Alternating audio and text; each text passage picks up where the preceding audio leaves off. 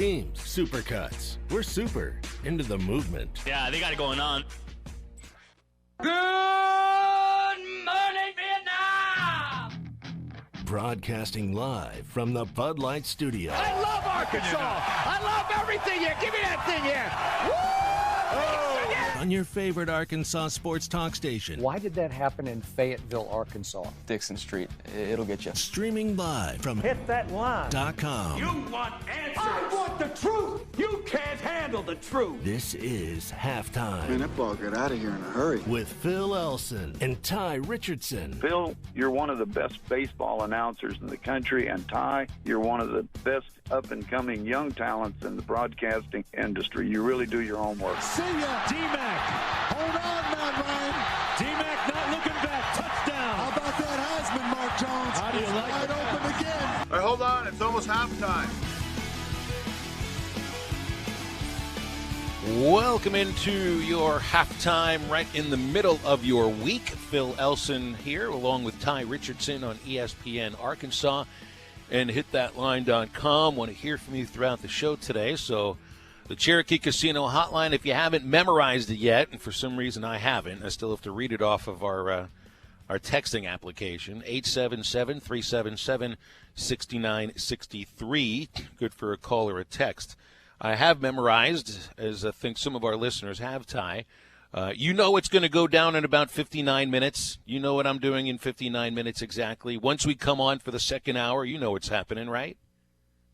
Talking, the script, okay. Yeah, Not this box score right here. Okay, yeah. This box score from the Auburn game, from the 51-10 loss. Somebody, I forget who it was that texted us yesterday saying, I think it's time to crumple up that box score today. I was like, nah, can't do it. Can't do it. We've got protocols with this show. You know, there are things that we must do, and one of those for me, at least during football season, is to take the box score from the previous game at 1 o'clock on Wednesday, when it is literally halftime of halftime for the week, and just get rid of it. So I got another 58 minutes to have to hold on to this 6-page piece of garbage right here, which is finally actually going to become a piece of garbage. I won't have to look at all the things that you really didn't want to look at, which essentially is the entire box score. But until then, we're still dwelling a little bit on what happened last Saturday at Reynolds Razorback Stadium. All right, so earlier today, actually this was yesterday, that USA Today put out their list of coaches, what they're making. I think what they were doing was putting out like a top 40 of salaries for coaches across the country, and then they've got this very usable and I'd call it very well designed spreadsheet on the USA Today website that details all of it. I mean, every coach in Division I FBS football and where he lies in the pay scale. Well, at least those who you can find something out about. The private schools don't have to report what coaches are making. So, Southern Methodist, we don't know what Sonny Dykes is making. Miami, by the way, whatever Dykes is making might not be enough considering what he's done at SMU. Mm-hmm. Manny Diaz at Miami, first year, well, maybe they're paying him a little bit too much. Who knows?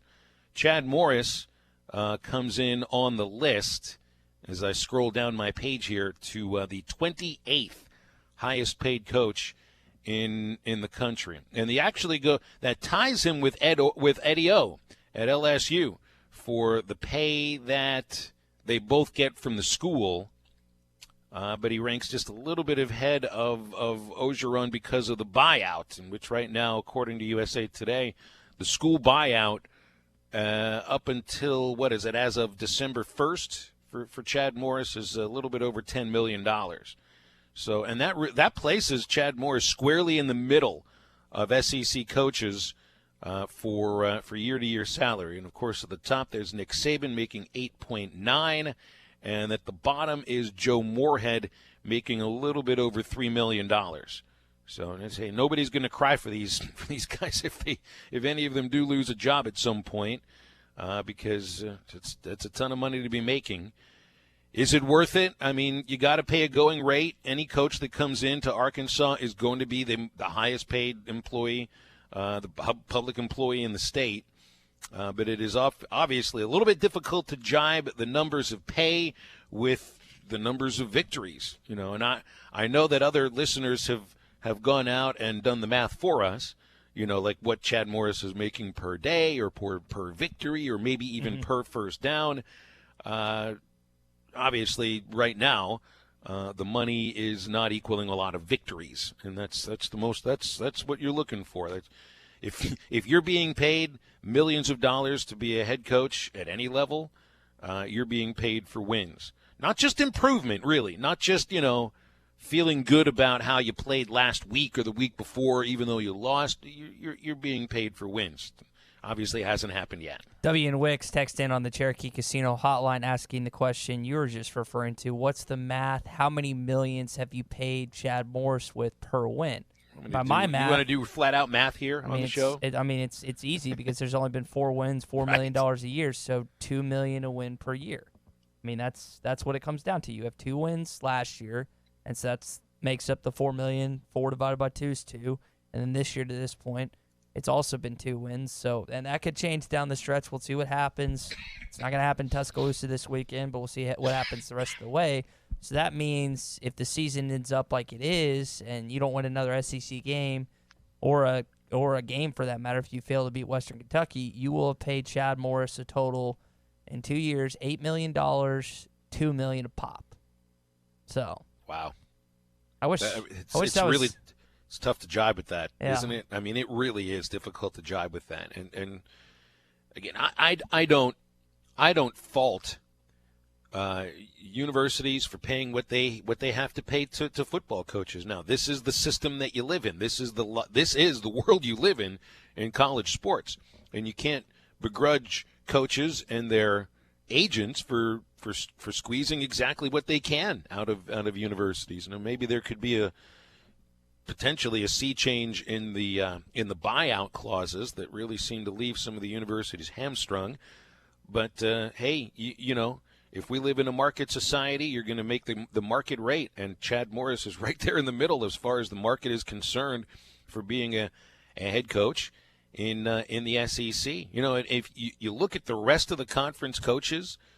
It's like what were they being paid for necessarily? I know Kirby Smart wasn't making 6.7 when he first signed the contract at Georgia. He got the extension after taking them to the national championship game. So, he got a raise for a very good reason. Gus Malzahn, well, we know why he got the raise that he's on right now. He was able to utilize Arkansas as a bargaining chip. Dan Mullen making $6 million at Florida as a third choice. That's a bit of a surprise, but that's also somebody who's being paid for resurrecting a previous program in the conference, essentially is what it seemed. Mark Stoops making $4.7 for turning Kentucky from a total also-ran into a good-ish / mediocre football program, but Kentucky's pretty happy with that. Ed Ogeron making $4 million to turn LSU into an offensive juggernaut this year. And maybe more of that goes to the quarterback that he's got there, and he deserves some credit for getting that quarterback there. At the bottom, Moorhead, Odom, Luke, Mason, Pruitt, and then there's Chad Morris. He's literally right there in the middle at $4 million per year. But Arkansas is at the bottom of the SEC, and right now it doesn't seem to be very close. JT in Hot Springs text in on the Cherokee Casino hotline. He said, Ty, your math just made me completely throw my lunch up. I'm sick right now. That's not what you're supposed to do for a radio show that airs during lunchtime, Ty. We're either supposed to make people hungry or happy, not to make them puke up their lunch. W asked the question, what would the compensation be for Dabo Sweeney and the wins he has compared to the amount of pay he's getting? So if he's making 9.3 and they won 15 games last year because both teams were, or was it 14? Were they? I'm trying to think. You have the college football, 15. They had 15 wins. Yeah, because you had the college football playoff semifinal and the championship. So they went 15-0 last year. 15 divided by 9. Phil, you talk for a sec while I do the math, but it's a lot less than Chad Morris is making per win. But the thing I find, I don't know if I'd say that it's funny or anything, but I mean, he's got a $50 million school buyout. As if you could ever see Dabo Swinney not being the coach at Clemson, or at least not in the foreseeable future. Yeah, and remember, they just reworked his contract, too, in order. And there was a clause in it, if you remember, Phil, that we talked about on the show, that if he went to Bama, the buyout was way more than it actually is if he goes somewhere else. Yeah, that's pretty amazing.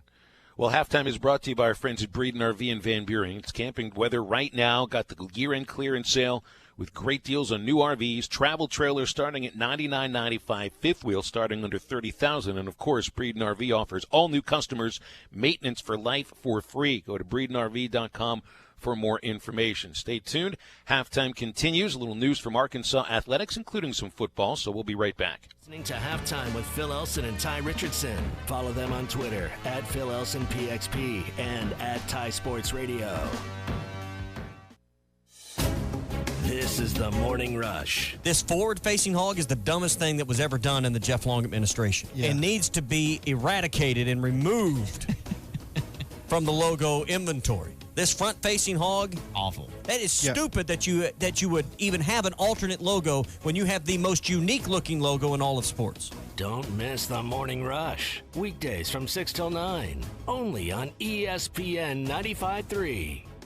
The Ram Power Days event at Williams Chrysler Dodge Jeep Ram in Stigler, Oklahoma is underway. You can now get 0% APR for 60 months plus $2,000 combined bonus cash for up to $10,348 in estimated total value on select all-new 2019 Ram 1500 Laramie Crew Cab 4x4 models. Become one of the many proud and satisfied Ram owners with a great deal this month during Ram Power Days event at Williams Chrysler Dodge Jeep Ram in Stigler. Log on to buywilliams.com for more information.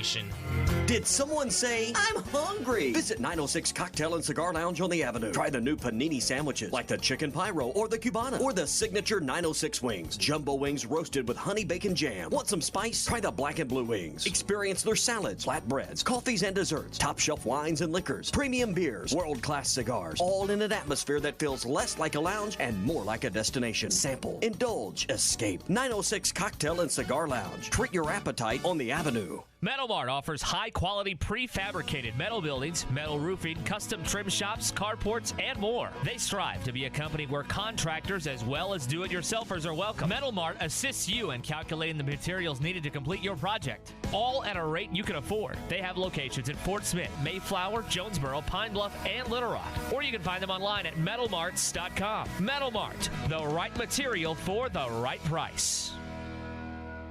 Joe's Grill and Cantina is the only place to watch the Hogs. Watch every game at Joe's. Enjoy half-price apps and taps during the game. And with TVs all around the restaurant, you'll have a front row seat. Half-price appetizers like brisket nachos, Mexican pizza, 10-layer dip, or Joe's humongous sampler platter. All half-price. And all beers on tap are half-price. Watch every Hog game at Joe's. Half-price apps and taps during every Hog game at Joe's Grill and Cantina. 3400 South 74th Street across from Harps. I'm Lisa Hinton, owner of Champ Hinton Enterprises. For nearly 50 years, the Champ Hinton name has stood for one thing: selling quality cars in a different way, taking the mumbo jumbo out of the process and making customers happy. All these years and tens of thousands of cars later, we're still here, doing business the way Champ Hinton taught us, selling to generations of families who've become part of our family. Champ Hinton Enterprises, the area's premier used car dealer. Take the Arcoma exit off I-540 or go online at champhinton.com. It's time to clean out the warehouse and make room for 2020 inventory. Hi, Tommy Kraft from my good friends at Burton Pools and Spas. It's time for the warehouse sale. Now through October 28th, Burton Pools and Spas has deep discounts on all remaining hot spring spas. Save up to $2,700 or get 0% financing for 60 months on all new hot spring spas. Over 60 different models to choose from. Plus, during the warehouse sale, save up to 50% off outdoor living furniture. We're talking rockers, chairs, tables, loungers, recliners, and more. Don't miss this year-end annual warehouse sale at Burton Pools and Spas. It's the warehouse sale with savings on hot spring spas of up to $2,700 in instant rebates or 0% financing for 60 months. The warehouse sale at Burton Pools and Spas in Springdale and in Fort Smith. Burton Pools and Spas, your source for backyard fun. ESPN 95.3. Halftime is brought to you by Coors Light, made to chill.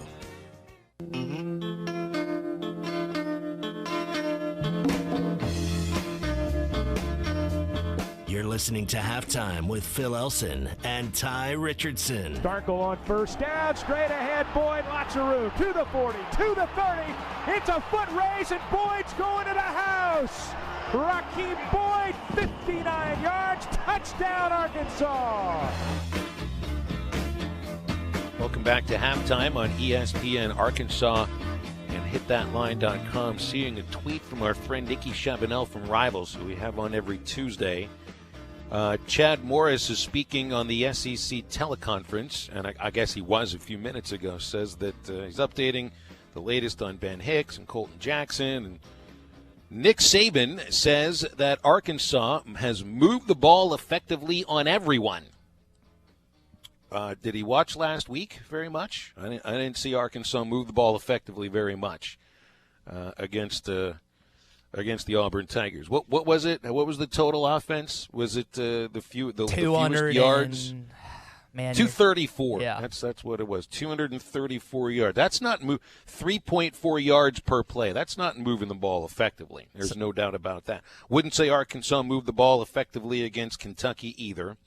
122 passing yards. I don't care what you ran for that day, but 122 passing yards is not moving the ball effectively. Nick Saban's being very nice on Wednesday. He's not going to be so nice on Saturday, Ty.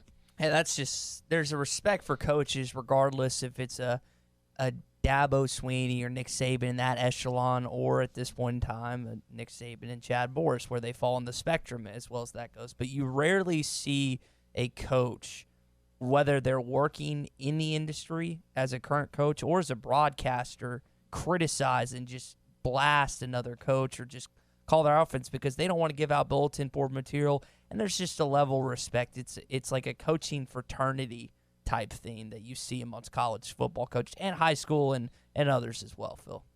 And then to go out on Saturday and, stomp them 70-3. Well, they're going to, you be nice during the week. You don't be nice on Saturday until you reach across at the 50-yard line, shake hands, and say, I'm sorry. Or not, I'm sorry. This is just what we end up doing to you every year we play you.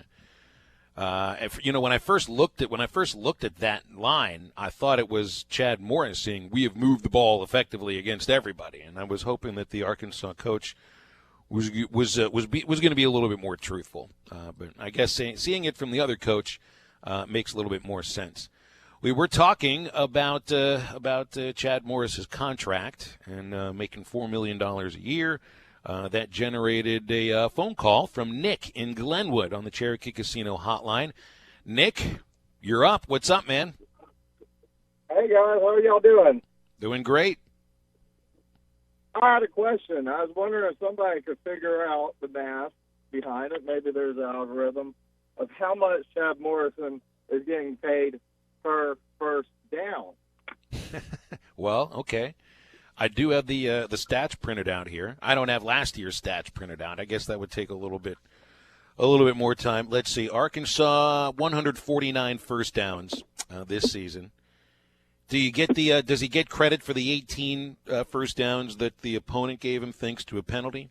So if you want, are you doing the math on that, Ty? Are you figuring out the algorithm? Yeah, I'll do it. Ty needs to give him all the credit he can get, okay? That's all I'm saying. Any extra credit you want to throw his way, he needs it. But that's something I'm curious about. That has to be a almost $27,000 per first down. Per first down. That's what I'm calculating. It's a pretty interesting rate. God. It's a very interesting rate. I'd like to see the rate of pay per embarrassing special teams play. Yeah. Yeah. Because you're going about 2 of those per year now. Well, what's important is this is where our tax dollars are going. And he's bringing so much more money into the school. And in fairness, it's not all tax dollars. It's donations. He is a public employee, but those facilities are tax dollars. Those facilities are tax dollars. And if we're not using those facilities to make winners, then you're wasting tax dollars because winning brings money to the university. Nick, I could be wrong, but I thought I think the athletic department is $27,000 for a first down is insane to me. I'm sorry. Well, I just appreciate you saying the word algorithm. It's the first time that's ever happened on this radio show, or I think any other radio show on ESPN Arkansas. Now, my understanding is, the athletic department is separate from the rest of the university in the way the money is spent. So it's almost run as if it's its own professional business. Different from a university where I think the professors and the school administrators, and anybody that's actually working inside the student union or anything like that, they're paid by tax dollars. I think it's different with the coaches. I got a C in B Law freshman year and decided that I probably needed to transfer into journalism, but I believe you're correct. I think the university athletic department is self-sufficient. Now, the university itself, some of the stuff that you're talking about, yes. I always, how I love conspiracy theories, Phil. I always had this conspiracy theory, and for those that either went to the U of A or have just had to deal with the parking and transit up there, whether it's a ticket or whatever you may receive, I always thought that the parking and transit department somehow funneled all the money they made off tickets into the athletic department somehow, some way. That was going to be like a huge. No, it just went to a big party, at the end of the year for all of the parking enforcement officers. That's what it went to. It's like a baseball team that fines players throughout the year. What does all that money get spent on? It gets spent on a ridiculous party at the end of the baseball season. That's what that money goes to. And again, maybe it should go to a charity, maybe it should go to something else, but that's as far as I remember. The kangaroo court fines that the minor league baseball teams I worked for would collect, that went to a giant party at the end of the year. And by the way, go up to any of the coaches and tell them that you expect more for your tax dollars and see what the answer is. They'll tell you they're not paid by tax dollars. Yeah, I would think so too, even though it is a publicly funded university. And as you mentioned, Chad Morris is the highest public salary in the state. I get. And again, Bill and I aren't experts on the subject. I want to stress that I got a C in B Law, and I think that's the only business. No, that's a lie. I took personal finance and something at the U of A, but I think that's correct when we say that. So. Well, what's Colby Hale making? Arkansas soccer head coach. Man. Not enough. Number 6 in the country. I mean, I think we brought it up on Monday. How well Arkansas soccer is doing, and yet maybe you don't want to hear about the other teams that are doing well at Arkansas.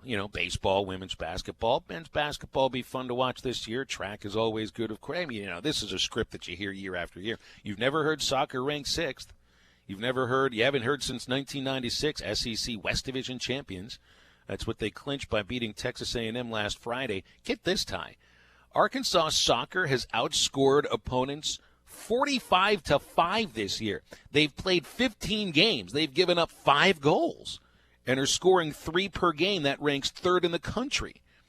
And they're getting less than 1,000 people to their games at Razorback Field. Not like you're ever going to, really, I guess, sell the place out, but they played in front of like 2,500 at Texas A&M on Friday. And I don't think can muster much more than, about 900 or so to the home games. And how often are football players at those games? We've seen photo after photo, week after week of, Nick Starkel there with, I think, Trey Knox and a couple other guys. So the football team is supporting soccer. I'm sure soccer at times is going to maybe the first half of football games and then doing what everybody else does, which is go somewhere else. Razorback camaraderie. Yeah. Heck yeah. So.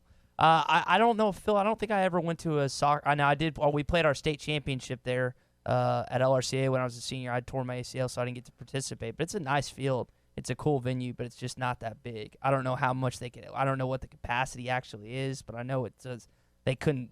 I don't think they could get like $3,000 in there or anything. Okay, so I also saw this morning. We brought it up with Nikki yesterday, this decommitment of Martavius French, the Whitehaven trio, the bunch of linebackers, McDonald, Eason, and French, all yesterday committed to the University of Tennessee. And it's no surprise, especially since once French made his decommitment tweet, he had in his avatar, he was wearing a Tennessee shirt. So, okay, I mean, we're not going to blow kids up for making a decision that they think is best for them and their future. And obviously it hurts Arkansas in a position where they really need help, and historically have needed help at the linebacker position. But there was something there's something that happened while those kids were on their official visit. Nikki made mention of an incident, didn't get into the details, and I think that's more because the details haven't really been confirmed.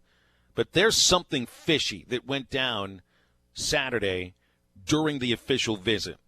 And when you look on the comments on Twitter, the theme that you see from people who, I don't know where they're getting their information from, but the theme is that something went down to where even the Arkansas coaches thought this is not a kid or a group of kids that we really want to be part of this program. Mm-hmm. So it looks like a decommitment that hurts, but at the same time, I'm wondering if Chad Morris and his coaching staff really at that point wanted those kids to be a part of Arkansas football much longer. Last Arkansas news tidbit, Hicks and Davion Warren got into a little bit. Hicks threw one over his head, and then they kind of verbal exchange a little bit. Stepp had to get in between, so that happened yesterday. So you wonder how much, if the football team's reeling a little bit after the Auburn loss. Austin Capps is still in concussion protocol, and then Jordan Jones is still dealing with that high ankle sprain. Those are, I think, the only two big-time injury notes out of yesterday's practice, Phil. Now, it's interesting, too, that the media gets a chance to see the battle, or at least the words between Davion Warren and Ben Hicks. They only get to see 20 minutes of practice. So, I would imagine there have been some other words said, but the media's not been there to see it. It's the first time something like this has been reported. Speaking of media, we're talking with Clay Henry. He's coming up after the break. Stay tuned on Halftime on ESPN Arkansas. HitThatLine.com. More Halftime in just a moment.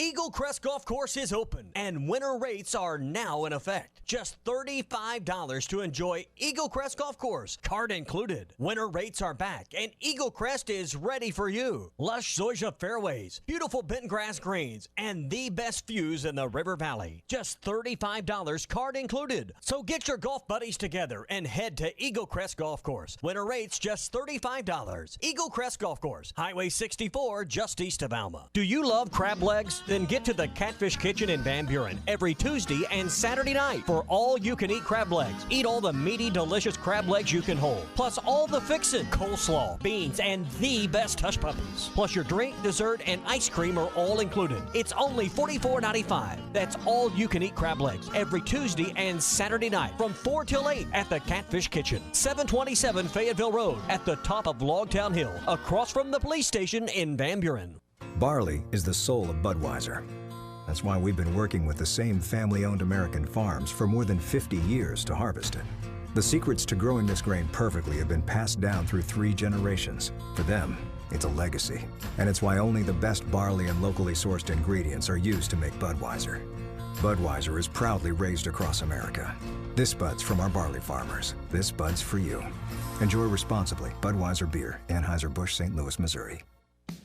Mentor's Lumber True Value has the lowest prices on the items you use every day. Today, 4 packs of GE LED light bulbs are just $9.99 each. Choose from 5-watt or 8-watt soft white or daylight dimmable bulbs. They are all rated for 15,000 hours of life. Head over to the electrical department for these bargains of the month now, while supplies last. Mentor's Lumber True Value with locations in Alma, Ozark, and Clarksville. Light bulbs burn out, so it's dark.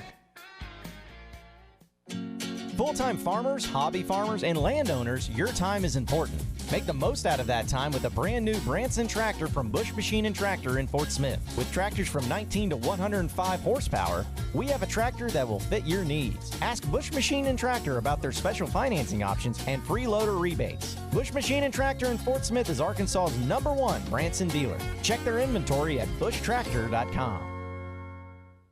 Hi, I'm Kelly Smith, owner of Dixie Digital Imaging, the Xerox authorized agency and dealer in the River Valley. The 29 new models of Xerox business printers and copiers represent a quantum leap forward in office technology. They are designed for the way we work today, safely and securely. They're powered by Xerox Connect Key technology. They're innovative and affordable with both black and white and color devices available. For more information, give Dixie Digital a call at 783-6600 or visit us at dixiedigital.com. Dixie Digital Imaging, bringing Xerox document innovations to the River Valley. ESPN 95.3. Halftime is brought to you by Supercuts, who supports local teams. Supercuts. We're super into the movement. Yeah, they got it going on.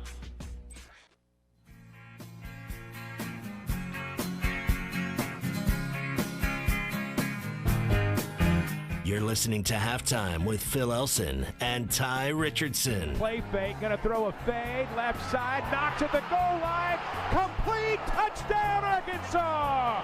Trey Knox, 24 yards, and just like that, the Hogs are in the end zone.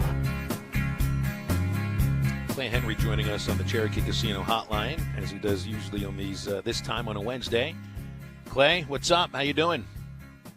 I'm doing good. I'm in my study doing a little work, and glad to spend some time with you guys. You want to give us a little window into what you're working on? Any special column you got planned here? I'm editing copy. So. Sounds like fun. That's the journalist's hell right there. You guys, what do y'all do? Y'all cut up, sound bites. I edit copy. That's exactly right. That's what the sound geeks like us will do. So I always like to try to look for some positive things out of a debacle, just because that's my nature from working for mostly really bad minor league baseball teams. I always try to find some joy in some of those really bad teams. What's that?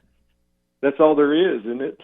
Well, that's true. Sometimes that's really all it can be. And as soon as your team is good, they break them up. That's what I can remember sitting with Bill Valentine, and it's like, and he was just moaning, and I was like, man, it couldn't be any better. And he goes, that guy, and that guy just got called up. That's exactly right. And you're hoping that when a minor league baseball team is doing terribly, that there'll be some guys that get released or demoted. You can't do that in college football. There are demotions, I guess, but you just take playing time away. Well, I mean, outside of Cheyenne O'Grady's great catch and run, and Joe Foucher's fourth down stop, and the strip sack with Agim covering it up and Bumper Pool keeping the ball inbound. Well, I mean, what else did you see, if anything, that was positive that you could take away from this last Saturday? Yeah, you see flashes of different guys, and that you realize these guys they're going to continue to get better. And I'm talking about Treylon Burks and Trey Knox, and those guys are they're talented. I mean, really talented, and they're still learning, and they're still they're going to get bigger and stronger. Trey Knox gets knocked around trying to get off the line of scrimmage sometimes, and he'll get past that as he gets stronger. And I watch Ricky Stromberg from time to time and just kind of focus in. And I was interested to see what he was going to do against the Auburn defensive lineman. He had a decent game. I mean, it was not like he got dumped in there. I mean, he held his own. Some of those guys around him weren't doing so well. The tackles did not hold up in this game, whether it be Colton Jackson while he was out there, or Dalton Wagner. It's just the speed of the Auburn ends, and they're going to face that again this week, and against LSU. I think Missouri does have some of that, but not to the extent that these the team they saw this week. But there's flashes of that. From game to game, you'll see Mike Woods do some really good things. A wide receiver. And when you're out at practice and you watch KJ Jefferson, I think we're going to see KJ. And I've probably been wrong in thinking maybe it was going to happen 2 or 3 weeks ago or even this past week. But I think we're going to see him before it's over. And the last 4 games, and maybe it wouldn't be fair to put him out there against Auburn or Alabama if he's not quite ready. And I get that. And I've heard coaches forever and ever. It's like, hey, the worst thing you can do is put a young guy out there and have his confidence shattered, and you go backwards with him. All the things that you've tried to set up, as far as being able to hang in the pocket, and execute this particular situation. That once you have to go back and completely redo all that stuff. It might take weeks, might take months. So they've got a plan for him, and he'll play when they feel like he has enough grasp of enough plays that you can go out there and defense doesn't just tee off on him. Talking with Clay Henry, the publisher of Hogs Illustrated here on the Cherokee Casino Hotline. Clay, your article after the game mentioned a lot about trench play. When do you think the last time Arkansas had SEC-level trench play on both sides of the football? I mean, you'd have to go back to the second and third Bielema teams, I would say. I think that's one of the things that he fixed pretty quickly. Then it eroded. But if you go back and you look at, Denver Kirkland, that bunch on the offensive line, they had some men in there. And then you go across the other side of the ball, Flowers and Philon, those type guys, they and I think that I remember walking off the practice field with him. It was a nighttime practice where they kind of scrimmaged a little bit. It was in the start of his second year, and Brett was pretty happy with what he had seen. And I said, "Well, why are you pumped up? they didn't win very many games the year before." And he goes, "We're physically able to play in the lines. We're able to hold our own." And he said, "That's the way we have to play, and that's the way you have to play in the SEC." And they lost. They lost Sam Pittman after that season, and it wasn't the same. And this is my thinking looking back. I think Pittman knew what was about to happen, and I remember sitting with him in the open date. It's like, who are you going to have, in the offensive line? I mean, was that the second year or the third year? And he was like, we're going to have to find a junior college player. We're going to have to find a guy to play here. We're going to have to find a guy to play here. And I said, well, what about these young players? And he basically didn't say anything. He just shook his head side to side. And so I think he knew what the depth was in the offensive line. And so that's and I also remember watching the practice when I think it was Capps, Froholt, Briston Guidry. There would have been one more. There were 4 defensive linemen in that one class, and some of them redshirted, some of them played straight through, but they were all in that same class. And he was so proud of them, and that they were all defensive linemen. Well, Froholt ended up moving to offensive line. Capps, never really took hold. He's in the offensive line. Guidry's knees, it was just a bad deal, and he didn't finish his career. I mean, it's that maybe was Jonathan Marshall in that group, maybe not, but it was it was a really good looking group of defensive linemen, but it didn't pan out, and there hasn't been anything other than that. Maybe a game was in that group, so I'm not looking at the list, but that's, if you're asking me what you have to have, it's you got to sign those type players every year: defensive ends, offensive linemen, defensive tackles, and they did that in the class last year. But those guys, linemen, they don't take hold for a year or two. It's like that first year you might get them on the field, but it's going to be their second and third year when they're really ready to play in the SEC. I mean, a lot of these, Auburn's offensive line's all seniors. None of those guys played for a couple of years. I don't remember, them playing. So, anyway, long answers to a good question, Ty. Well, we are up against the break, so we'll have to end it here, Clay. Always appreciate it. Good, I would say happy editing, but I know it's just something you No, it's really fine. Hey, bear. this is fun part of the job. It's like, just try to maybe make these stories just a little better. When you're done with them, help them, don't hurt them. That's what I always try to do. So sounds like a good editor. I'll send my yeah. next story Well, to you. you want to be. Yeah, That's right. yeah. Thanks, Clay. We'll talk next week. You got it. You got it, Clay Henry. You can read him at Whole Hog Sports, Hogs Illustrated, of course. Also, if you own a business that needs more security or just needs more curb appeal, a new fence from the Fence Man can give you both. The Fence Man specializes in custom installations, and they've been doing it for over 40 years. Ask about gates or controlled access card readers, and the Fence Man is there for a quick, no-obligations quote. Ask for Henry at the Fence Man. The number is 479-782-3936, and the Fence Man is a division of Quantum Property Services.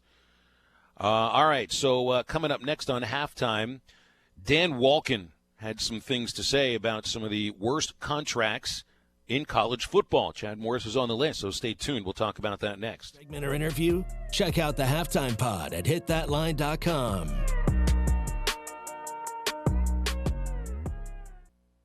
Joe's Grill and Cantina is the only place to watch the Hogs. Watch every game at Joe's. Enjoy half-price apps and taps during the game. And with TVs all around the restaurant, you'll have a front row seat. Half-price appetizers like brisket nachos, Mexican pizza, 10-layer dip, or Joe's humongous sampler platter. All half-price. And all beers on tap are half-price. Watch every Hog game at Joe's. Half-price apps and taps during every Hog game at Joe's Grill and Cantina. 3400 South 74th Street across from Harps.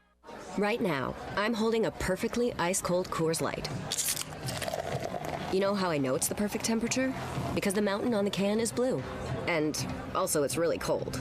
Every Coors Light is cold filtered, cold lagered, and cold packaged. Notice how many times I said cold? 3 times. It's that cold. So make sure the mountain on your can of Coors Light is blue, because that means it's ready to enjoy. 2019 Coors Brewing Company, Golden, Colorado. Celebrate responsibly. Your fence is more than a decoration. It's a reflection of its owner. Choosing a fence company should be done with integrity and quality in mind. The Fence Man has been providing fencing and security solutions for over 40 years. An in-house custom iron and gate department, plus an access control department. The Fence Man offers services other companies aren't equipped to do. The Fence Man, fencing and security solutions to protect what matters most. 479-782-3936 or online at thefencemancompany.com, a division of Quantum Property Services. Frank Rowe Furniture. Made in the USA Furniture. Frank Rowe Furniture. Made in the USA Speed Queen Washer and Dryers. Frank Rowe Furniture. In-store, no credit check financing. Frank Rowe Furniture. 0 down and 0 interest with approved credit. Frank Rowe Furniture. Family owned and no high-pressure sales staff. Frank Rowe Furniture. Find us on Facebook and Instagram. 405 Fort Street, Barling, Arkansas. Your Made in the USA headquarters. Best seats in the house. True Grit Running Company is where perseverance meets passion. Whether you're training for your next marathon or just comfortable shoes to keep up with your kids, we have the gear to help you reach your goals. With our slow motion gait analysis and our extensive product knowledge, we have the right pair of shoes for you. We also carry apparel, nutrition, hydration accessories, injury prevention gear, and recovery products. We offer classes, workshops, and group runs. Lace up, show up, and get your grit on. True Grit Running Company, 6808 Rogers Avenue, Suite B, behind Chick-fil-A. Locally owned Lumber One can handle all of your building needs. They've built their business on having great relationships with everybody from contractors and builders to the everyday build-it-yourself. Lumber One is a full-line door shop to handle all of your door, window, and trim needs. And along with lumber, roofing and drywall products, attic wall and floor insulation is available. Lumber One also does blueprint takeoff with access to design services with estimates available. So go where the pros go. Lumber One, located on Industrial Park Road in Van Buren. We did it again. Evans Body Shop has been voted the best independent collision repair shop in the River Valley for the second year in a row. None of it would have been possible without our top-notch crew and our customers, friends, and family that take their time to vote for us. We would like to say thank you. We are humbled by the continued loyalty and support from our community and staff and will continue to go above and beyond every day. Evans Body Shop, 412 Gordon Avenue, Van Buren. Come by today and see why we say Evans Body Shop, where we meet the nicest people by accident. Elite Roofing is a locally owned roofing contractor. If you're building a new home or maybe need a new roof on your existing home, Elite Roofing can take care of you. Elite Roofing is known for their dependability and reliability. Just ask any of their satisfied customers. They are licensed and insured, and references are available upon request. If you need a roof, call your local roofing contractors. Elite Roofing, 478-8668. That's 478-8668. Elite Roofing, 478-8668. ESPN 95.3. Halftime is brought to you by Coors Light, made to chill.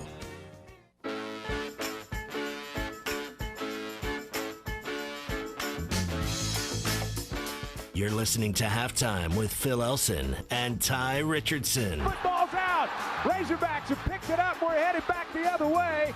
Picked up by Cam Curl. He's still got the football. Curl's all the way. He's going to the house. Touchdown, Arkansas. Phil Elson, Ty Richardson. If you want to be part of it, Cherokee Casino Hotline open on halftime, 877-377-6963. Dan Wolken put Chad Morris on his list of 7 worst deals amongst college head football coaches. It's a small list. He's got 7 of them. Top of the list is Jimbo Fisher, and it's more because of the length of the contract and the $60 million buyout that goes along with it. Dana Holgerson is there as well. The idea that Houston can maybe compete with the Power 5 schools in the state of Texas, and the money that they're paying in, plus the buyout, which is over $13 million. Willie Taggart, the only coach since 1980 or 1979 to fail to take Florida State to a bowl game. Jim Harbaugh on the list, as it becomes ever more obvious that Michigan won't really ever get to the level of national contender. While Harbaugh is the head coach, it's not like Michigan's been bad. He's got Kirby Smart on the list. And more than anything because of the $24.5 million buyout on the contract. Maybe it's a little bit of an overreaction, though, to Georgia's recent loss to South Carolina to put Smart on that list. Kirk Ferentz is on the list, again, for a very high buyout. Ferentz has done great things at Iowa. Maybe not risen to the level of national contender, but Iowa's still top-level Big Ten program. And then Chad Morris at number 7. And for Morris, I mean, it's a recipe in a stew of reasons why right now the contract doesn't look very good. The buyout at $10 million, the compensation at $4 million, and more than anything is the state of the program under Chad Morris, and that's exactly what Dan Wolken gets to in his comments. Yeah, and he starts out saying why the school paid so much. He sets the tone. He sets the scene on why Arkansas paid a lot. And he said they were in a tough spot after firing Brett Bielema in 2017. Gus Malzahn rebuffed the big money to stay at Auburn, and they were down the list compared to other desirable jobs because there was a lot of coaching changes that year. And that limited Arkansas's pool of candidates and allowed leverage to happen for Morris, who wasn't making a little more than $2 million a year at SMU, and he was just he didn't. It says Wolken's opinion is he didn't necessarily need to take a major rebuilding job in the SEC unless he was going to get a huge bump in pay, Phil. Well, and again, I mean, if you complain about Florida State, but Florida State at least this year has 3 victories, and not like that program is trending in the right direction. And we complain about what Harbaugh's done at Michigan. They don't stink. I mean, it's just not what Michigan expects to be year in, year out, which is not just a Big Ten contender, but a national contender. And to put Kirk Ferentz on that list. Again, that's more about the buyout than anything else. and that he got a 10-year contract to begin with. It doesn't end until 2026. But the state of Iowa football is fine with Kirk Ferentz as the head coach. The state of Georgia football is fine with Kirby Smart as the head coach. Michigan is fine with Jim Harbaugh as the head coach. It might not last much longer, but, I mean, that's why, and who knows, the jury's out on Dana Holgorsen at Houston. That's still, just an interesting switch that he decided to make. And what, with the decisions they've made this year to redshirt players because the season hadn't started the way that they wanted it to start. Mm-hmm. Maybe there's a reason there. And the whole Jimbo Fisher thing, too, it's, A&M isn't as good this year as I think was expected. But, Jimbo Fisher's a national champion coach. Again, more than anything, with a lot of the guys on this list, it's that they either have too long of a contract, too high of a buyout, or haven't met the extremely high expectations that school has. At Arkansas, with Chad Morris on this list, it's like take your pick. And obviously no program in the country would have expectations of losing 15 straight conference games. And the expectations for Chad Morris right now, I don't even know where you would put them. I remember the Hog Pod with Julie Cromer Peoples, and she, maybe more than any other administration member, had more to do with Morris's hiring as the Arkansas football coach than anybody else. Mm-hmm. And she was pointing to the fact that he turned a program around that was at the bottom of the barrel, and that it would take at least 2 very challenging years to get through before you might start to see a crack in the clouds. Well, here it is, the second season of those 2 very difficult years, and not only is there no crack in the clouds, Ty, but the skies are getting stormier and darker with Alabama coming up this weekend, and potentially, I mean, this is the time where teams decide whether or not they're going to let go. If they're going to stay bought into the coaching staff and bought into why they're playing football for this team. And I remember sounding the alarm about that last week, that these 2 games could be where the positivity that the coaches are trying to project and that the players at the same time are trying to do. These are the weeks, the 2-week periods where some of that doesn't last much longer. Yeah, it's where the proverbial wheels could potentially fall off, is what I've heard a lot of times. And just back to the coaches, Phil, I think Jimbo, his problem is they have a plaque or a trophy etched out with national champions, but they hadn't added the name in there, and he doesn't have a buyout if he leaves Texas A&M. I know we brought that up with Aaron Torres either a few months back or something. If he leaves Texas A&M for another job, the school he'd be going to or he himself would not owe him a cent.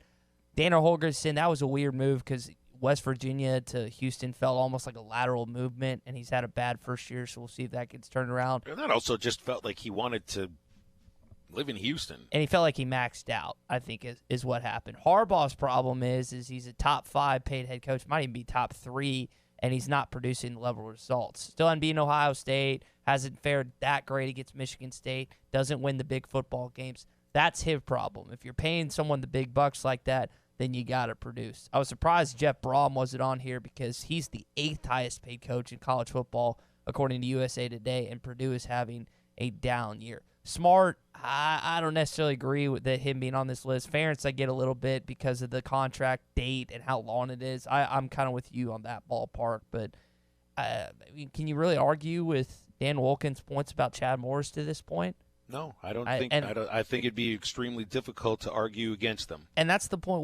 We want to be able to get on this radio station and if someone's criticizing an Arkansas coach or player or something, our first instinct, I think, is to find the opposite of what they're saying. Find that, but it's hard to find right now, and it's not just hard for me to find. It's not just hard for you to find, but there's a lot of positivity. Like Phil, I mean, I know you're good friends with Chuck.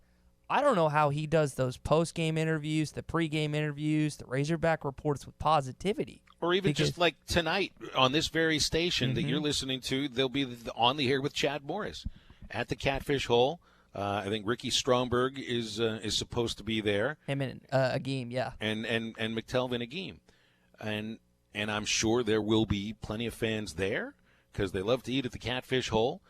But when Chuck introduces Chad Morris, there's always applause, and they will. It's not like you ever have to ask for that applause, and I just wonder if it'll be difficult to generate that applause. It's going to be an awfully difficult radio show for Chuck and for Coach Morris to pull out. It just is it's you got to do an hour.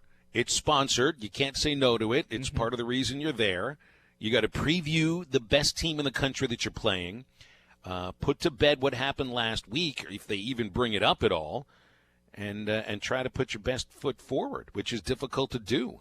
And this goes back to, I know, a point that you've made several times on this show, that it's not like your job calling Arkansas baseball is easy, but it's a lot easier to be a broadcaster when you're winning than when you're losing. It just is. Like when you're the play-by-play guy, you don't have to search for positivity. You don't have to search for good things to say about a certain team because they're just there. They're right in front of you. And again, I'm not calling your baseball job easy because I know how much work and effort you put into it, but I know how much easier it is for you that the baseball team happens to seem like compete for a College World Series year after year. Well, it's the absolute truth. I mean, it's always easier for everybody to be involved with a winning team that we're instead of getting on here on this show and complaining about, this fake punt or why can't you generate anything inside the 20s? Why is it so difficult to stop opposing offenses from essentially doing what they want to do right now? If you had more fun, happy things to talk about, it would just be a much easier radio show. It's the same thing with doing play-by-play for any of those teams as well, and for being a fan. Yeah. And look, I'm not going to get on here and tell you that as a fan, you are not allowed to voice your opinion as a paying customer or as somebody that grew up in the state of Arkansas as a Razorback fan.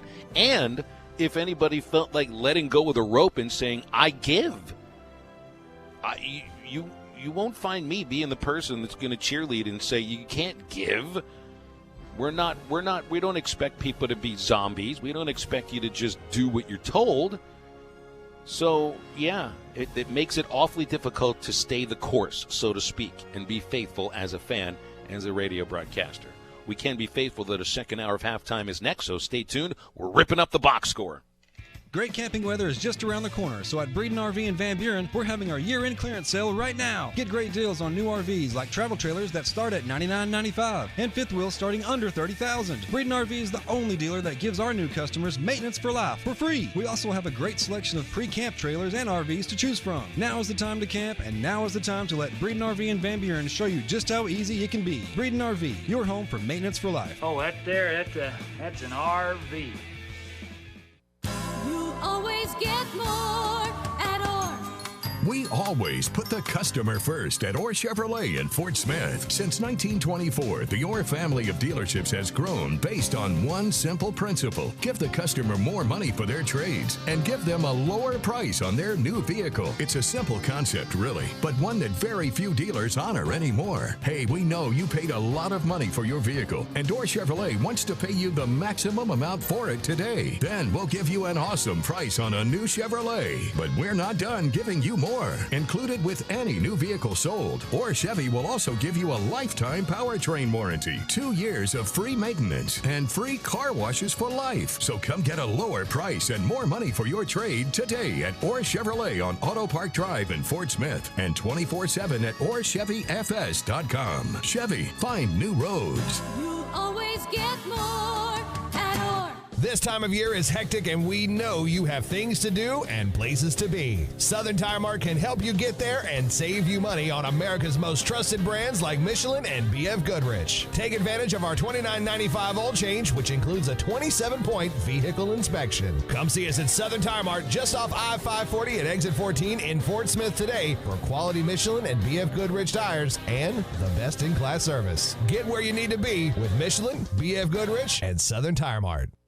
Arkansas Valley Electric Cooperative is excited to introduce Wave Rural Connect. They're bringing state-of-the-art high-speed fiber internet plus TV and phone services right into the homes of all members. If you're an Arkansas Valley Electric Cooperative member, go to waveruralconnect.com to sign up. That's waveruralconnect.com or call 1-833-4WAVE-RC. Arkansas Valley Electric Cooperative and Wave Rural Connect, changing the communities we serve.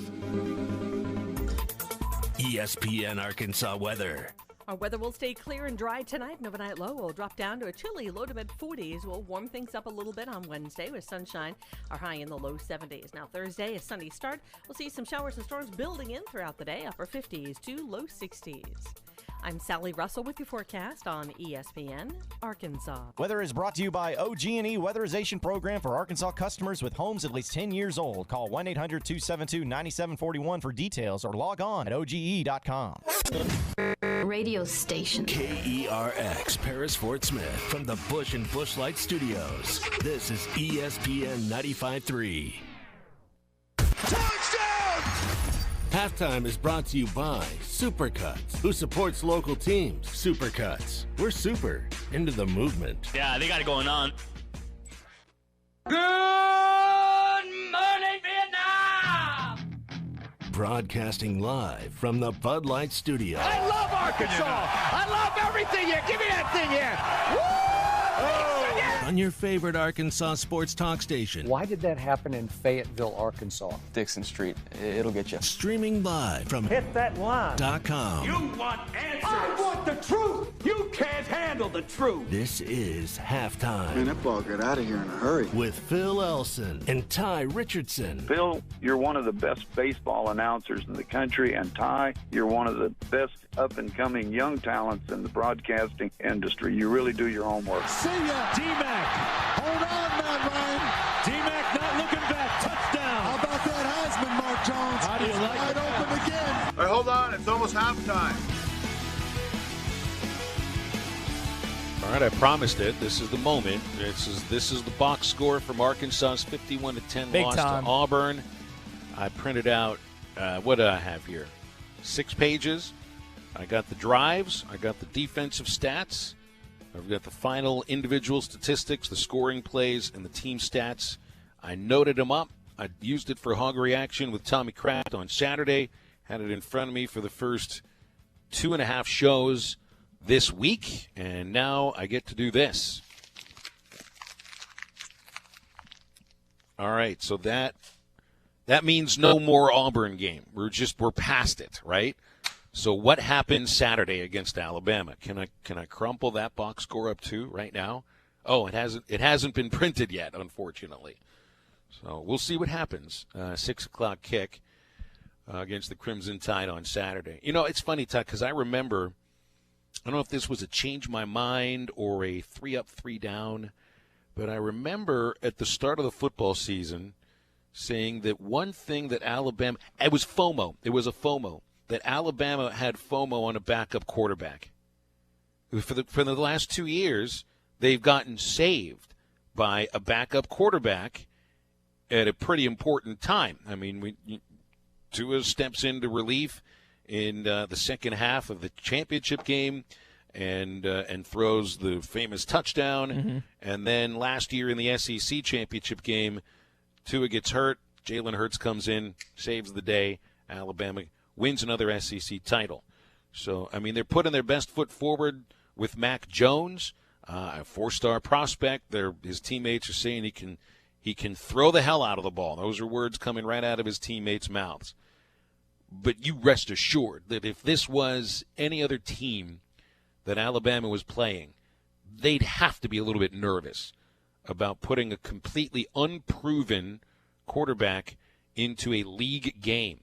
I mean, Alabama is off next week, and they can prepare for LSU. Now, I know this ankle injury, it's a high ankle sprain for Tua, had to undergo surgery. It's the same ankle he hurt last year.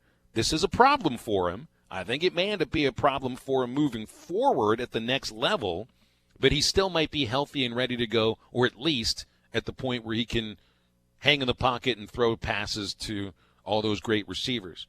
But if it was any other team, if it was the Mississippi State game, certainly if it was the Iron Bowl, if there was any other game left on the schedule, save for the Western Carolina game that Alabama has before the week before the Iron Bowl, they would be, I don't know if they'd be shivering in their shoes, but they'd be a heck of a lot more nervous than they are going into this weekend. No, I agree 100%. Bill Keene will come on our show in about 20 or 30 minutes, and he doesn't really say a lot of good things about Mac Jones. I mean, this is a backup kid. It's a perennial backup. And to your point, Phil, it's Arkansas coming into Tuscaloosa at night. There's not a lot of preventive measures that Alabama needs in order to win this game. But they should be worried about is not the following week, but the following week after that, Joe Burrow and LSU coming to town. And Nick Saban has said that there's no timeline on Tua Tagovailoa's return. That should worry you a little bit if you're an Alabama fan. I think, honestly, maybe I'm wrong, but I'm not a Vegas expert, so I probably am wrong. I think LSU would have at least potentially the opportunity to be favored in that football game, right?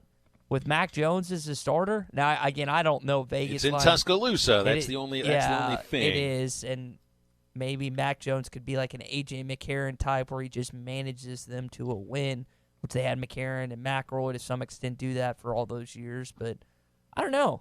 I think that's interesting. I mean, that's a storyline that every college football fan is probably paying attention to with a close eye because everyone wants to see Burrow Tua in Tuscaloosa at 2:30 on CBS. They don't want to see Mac Jones Burrow.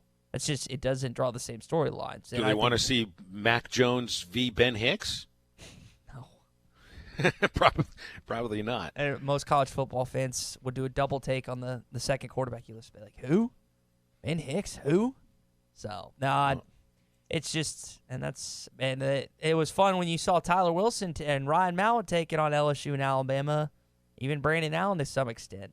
Not so much for Ben Hicks or Nick Starkel. Well, I had to do a double take watching the opener of the World Series yesterday. I mean, I thought you might see like a 2-1 game. It's not like it was a slugfest or anything, but when you're talking about Max Scherzer versus Garrett Cole and the 5-4 final score, it might as well have been 12-10 because Garrett Cole giving up 5 runs. Let's put it this way: Garrett Cole giving up 5 runs in a month was like headline news. The guy had not lost a game, taken an L of his own since May 22nd. They had won his last 19 starts. And the Nationals went out and slayed him. 5 runs on 8 hits. You know who might – I was thinking this a couple of days ago. Who's the best player in this World Series? And you've got some real studs to choose from. Bregman, Altuve, Anthony Scherzer, Rendon. Right, yeah. exactly. Yeah, Correa possibly. Is Zimmerman in that category or no? Probably not any longer. A little past his prime. Juan Soto could be the best player in the World Series. He's 20 years old, had a 3-hit game. He took Cole over the fence. I mean, crushed that ball over the left field fence yesterday. And that was just, a couple of innings after he looked overmatched by Garrett Cole. So Soto's hit 3 homers in 42 at-bats this postseason and pretty much led the way along with a piecemeal bullpen for the Nationals to shock, and it was shocking, to beat Garrett Cole, to win in Houston, and to do it when Scherzer wasn't at his best. They had to piecemeal the last 4 innings together. And, again, with Washington, your starters are also your relievers. So they use Patrick Corbin for an inning. Rainey gives up the home run to Springer, but also does get 1 batter.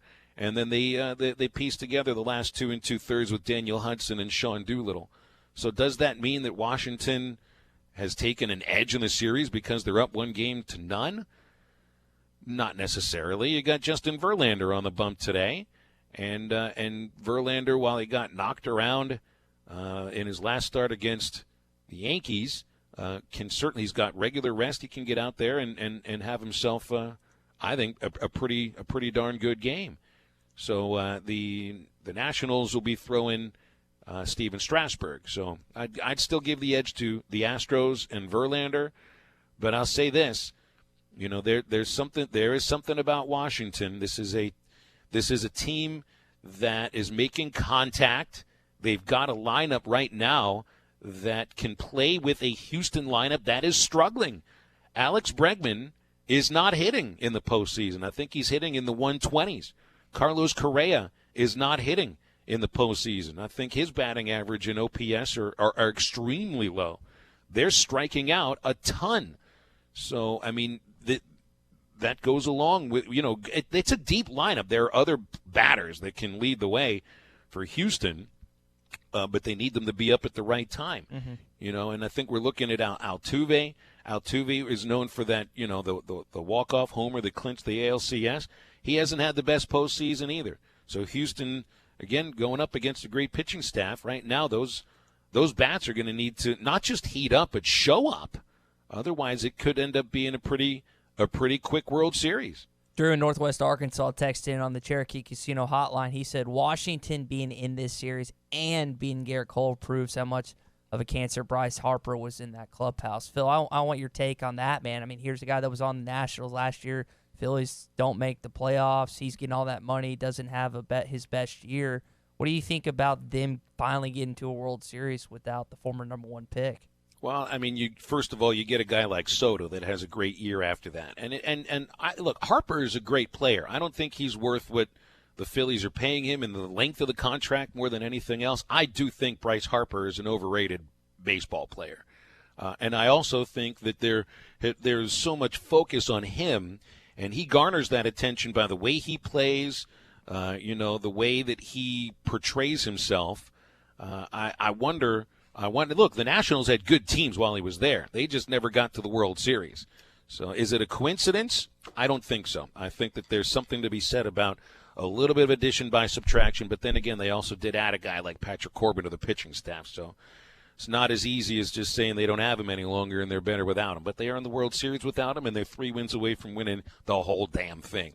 All right, we'll come back after the break. We got some Arkansas basketball to talk about, so stay tuned. It's halftime on a Wednesday on ESPN Arkansas. Missed a segment or interview? Check out the Halftime Pod at hitthatline.com.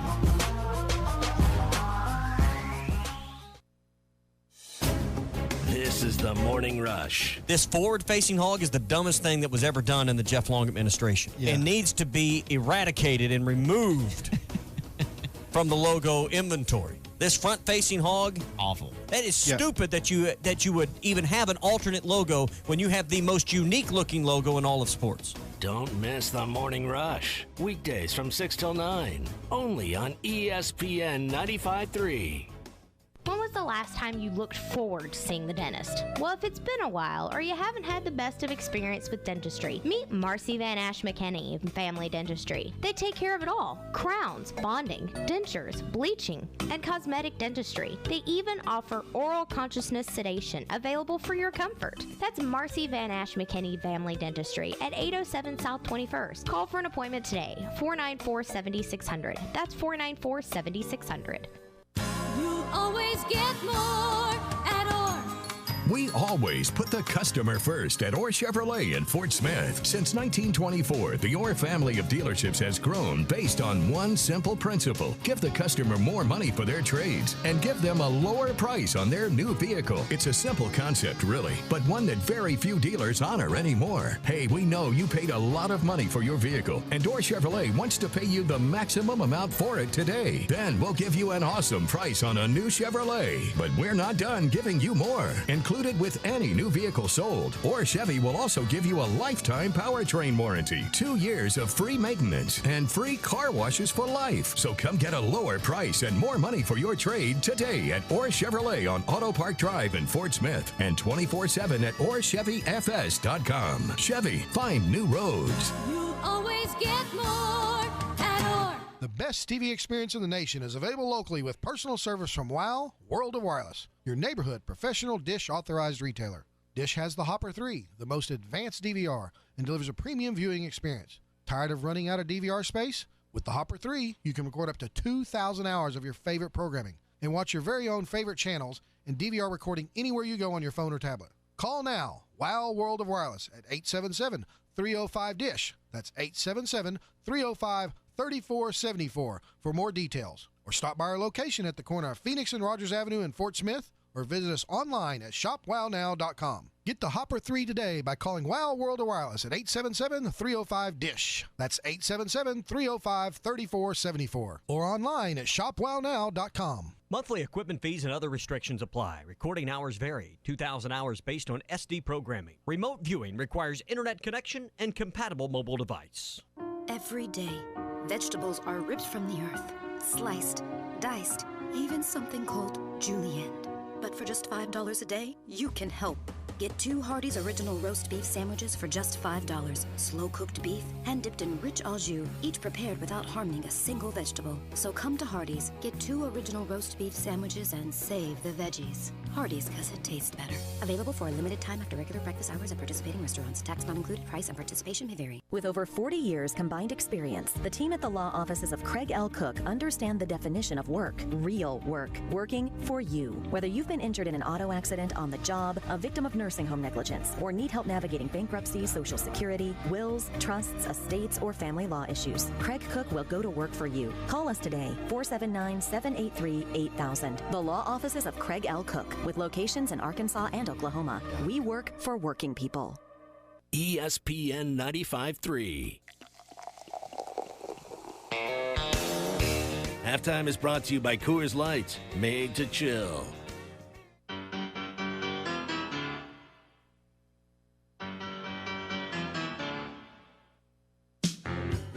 You're listening to Halftime with Phil Elson and Ty Richardson. Davis, first down, a bunch more. Here's one of those types of scores as he'll take it the distance. Touchdown, Arkansas. 62 yards. Just a quick update I saw on MLB that David Ross is expected to be named the next Chicago Cubs manager. No surprise, with his connection to a lot of the players that the Cubs even have right now. Never been a manager, nor does that really matter very much anymore. I don't think Davey Martinez has ever managed before, and yet he's got the Nationals in the World Series. So that is the way things go. Also, just another note on why Houston is struggling offensively. This team left 11 runners on base yesterday, lose by a run, went 3 for 12 runners in scoring position, but they are not hitting at all with runners in scoring position. And, in fact, this month, they're just not making contact at all. So 185 batting average with runners in scoring position for the Astros, and facing a pitching staff, specifically the starters, that the Nationals throw out there. It's tough to find the mistakes to be able to knock runs in. Anyway, let's switch over to Arkansas basketball here for a moment. A list came out today. Who is the author of this list? This is Matt Norlander. CBS Sports. Matt Norlander ranked. Just imagine how long it takes somebody to do this. He ranked all 353 Division I college basketball teams. I mean, he ranked them 1 through 353. So he must have had a reason to separate the bottom 4 of Presbyterian.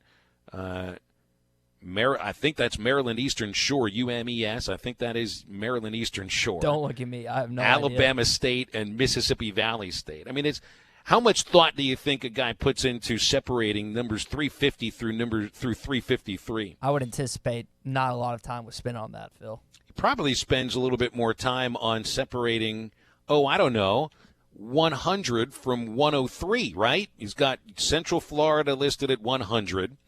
TCU 101, Colgate 102, and Arkansas is 103. And in fact, the phrasing he uses here, Ty, and he only writes 3 sentences about Arkansas. He says, "I am a heavy seller on Arkansas," and for him, more than I think the lack of height, it's that you got so many transfers with a brand new coach, and how quickly can this gel in one season. Mm-hmm. And I think that's fair to assume. And what's happened with so many different things that the basketball team has done from a marketing perspective, similar to what the football team was doing with recruits, you translate that to wins. You translate that to being a really good basketball team, Phil. And so people need to temper their expectations, kind of like I was telling people to temper your expectations on all these recruits coming in because, again, they're true freshmen trying to play in the toughest division in college football. Similar to that, you have to do the same with this basketball team. These are guys, some have played together, some haven't. You're trying to bring some guys in and, again, mesh them together. You have a new coach. They were ranked 11th by the SEC media. So it's not like a ton of people right now outside of the state of Arkansas are buying in short term. Now, long term, there could be something that different basketball analysts think Muss is going to work here in time, but I just don't know about completely buying this team in year one going to the NCAA tournament. I think that's a little foolish if you ask me. Yes, I think it's foolish to have very high expectations on any coach's first year, but what is it that you want to see this season? Because I think it will be. I think the SEC is going to be awfully tough and just continues to get tougher and tougher year after year. And for a team that's going to have to shoot a ton of threes and the streakiness that goes along with it, as much fun as Isaiah Joe is going to be to watch when he's on, there's going to be days that he's off. And you see the same thing with Mason Jones and probably from the team as a whole.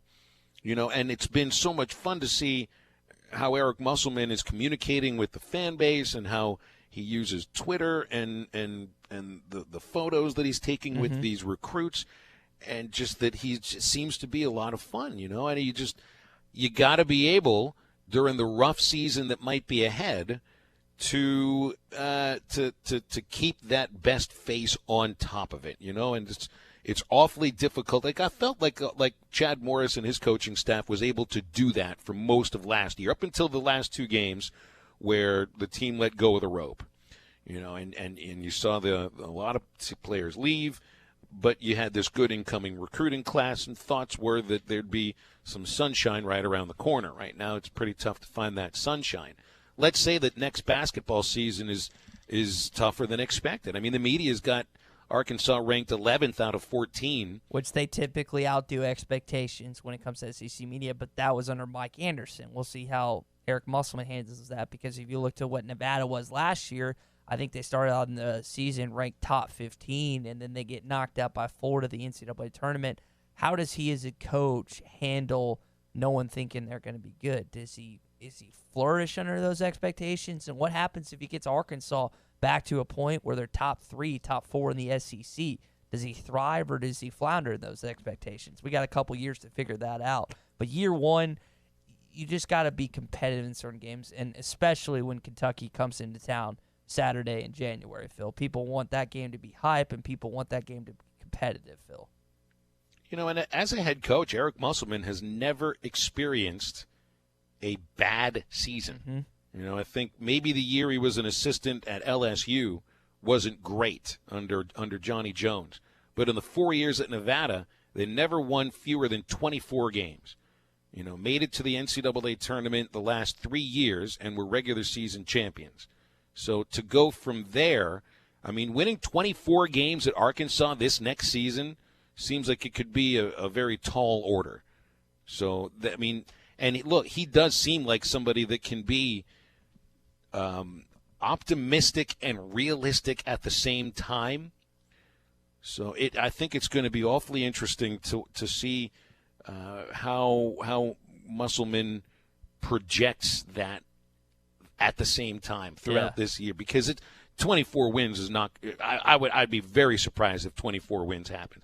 I'd be surprised if they get to 20 wins this season, to be quite honest. And I think the author of this CBS Sports article gets at something that maybe we haven't thought about very much, which is the idea that a lot of these players that are going to be on the court have not played together much at all. And look, I know basketball teams in college change year by year, and it's pretty rare that the same 5 players, are with each other the next season. But just going by what you saw in the exhibition against Little Rock this last week, you had Jimmy Witt, Desi Sills, Isaiah Joe, Adrio Bailey, and Jontel Silla as the starters. Silla and Witt are guys who are coming from other programs And Jimmy Witt's going to be on the court a ton this year. Do you think Jimmy Witt is going to get more playing time than Jalen Harris? 100%. Yeah. No, he looks like a more complete player on both ends of the floor. Eric Musselman had this to say in the post-game press conference that he thought Jimmy, him and his staff, was the best, if not one of the best, rebounding at the point guard position. So I see that, Phil, happening. And maybe I could be wrong. Maybe they'll go back and forth. It never hurts to have too many ball handlers on the floor as long as it's not mucking up the offense. But I think based on what I've seen, and it's very early. Again, we've only seen one expedition game, so we got a lot to figure out in terms of starting lineups, in terms of rotations. Typically, Muss likes to play, and I think he's mentioned it before. He wants a 7-8 guy rotation. We'll see if that ends up coming to fruition, or we'll see 8 or 9. It's a lot. It's really early to start making accurate assumptions about this basketball team, Phil. But I tell you what, though, and I know it's an exhibition, but I'd be a little worried seeing 3 players foul out with less than 20 minutes played. Oh, 100%. And they got sauced on the rebounds. I mean, we talked about that on Monday. They got out-rebounded pretty heavily, and Euler's not going to be the most forceable team when it comes to that department. So, got a text from Steven on the Cherokee Casino hotline. Phil, he asked, where's Mike Anderson's team is ranked on that list, and it's 111th is where St. John's is right now. So, that'd be I don't think it's going to happen. I don't think the NCAA would allow it, but that would be something if these two teams met up in the NCAA tournament. And that's such an outlandish statement that I just made, but it'd be something to talk about for sure. I'm looking through this list here. He's got Vanderbilt at 144, so he's at least got Vanderbilt behind Arkansas. But I think that's about as far back as any SEC team is. So. You got a skeptic of Eric Musselman, at least his first team in Matt Norlander of CBS Sports. And again, for anybody who ranks all 353 teams, you either have way too much time on your hands or you got into the nitty-gritty of a lot of this stuff. Oh, he's CBS Sports' big college basketball guy, but Robbie disagrees with him. He's on the Cherokee Casino hotline texting and saying, why not an NCAA tournament? National pundits have Arkansas as a bubble team going into this year. With the grad transfers on the roster, this team will be about winning now. If Joe has a great season, he could be gone. Hard to turn down those dollars. Well, they're going to get killed on the glass. Second chance points are going to be a huge issue. I think defending the paint's going to be a big issue as well. And when you rely on three-point shooting as your main generation of offense, the streaks and the slumps just happen. It's the same as a baseball team that relies on the home run. You end up striking out a ton, and you do hit your share of homers. So, I mean, I think Arkansas is going to be fun to watch, but I think they're going to be frustrating at times, at least in the first year, because of a lack of size and where they're relying on the offense to come from. Halftime brought to you by Breeden RV in Van Buren. Year-end clearance sale right now with perfect camping weather right on you. Travel trailers starting at $99.95, fifth wheels under $30,000, and new customers get maintenance for life for free. Go to BreedenRVs.com for more info. Stay tuned. Bill King coming up next to talk college football on Halftime. Check out the Halftime Pod at hitthatline.com.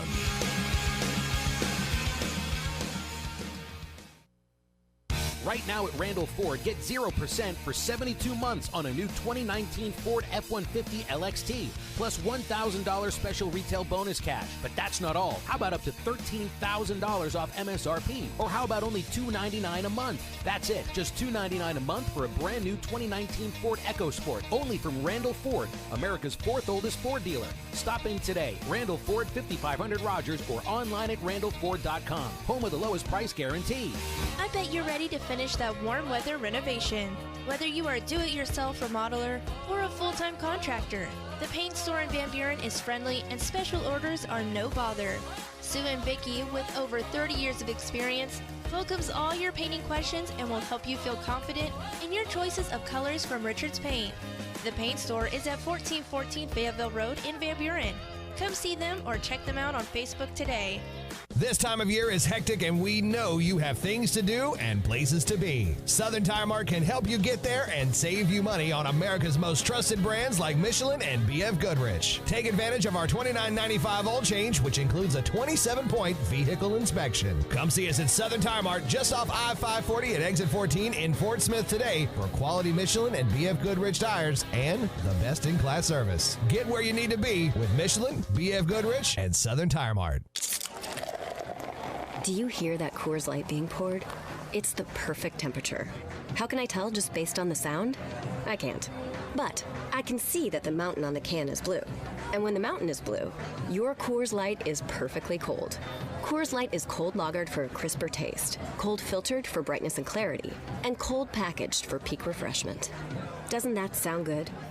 2019 Coors Brewing Company, Golden, Colorado. Celebrate responsibly. Protection with possibilities. Have past losses made you cautious about taking on risk with your investments? Are you concerned that your savings are not generating the returns you need? If you are interested in protecting your money and capturing potential investment growth, contact Brad Lewis at United Financial Advisors at 242-7466 or ufadvisors.net to see whether market-linked CDs may be the right solution for you. Securities and advisory service offered through Royal Alliance Associates, member FINRA, SIPC. United Financial Advisors is a marketing destination. Your fence is more than a decoration. It's a reflection of its owner. Choosing a fence company should be done with integrity and quality in mind. The Fence Man has been providing fencing and security solutions for over 40 years. An in-house custom iron and gate department, plus an access control department. The Fence Man offers services other companies aren't equipped to do. The Fence Man, fencing and security solutions to protect what matters most. 479-782-3936 or online at thefencemancompany.com, a division of Quantum Property Services. ESPN 95.3. Touchdown! Halftime is brought to you by Supercuts, who supports local teams. Supercuts. We're super into the movement. Yeah, they got it going on.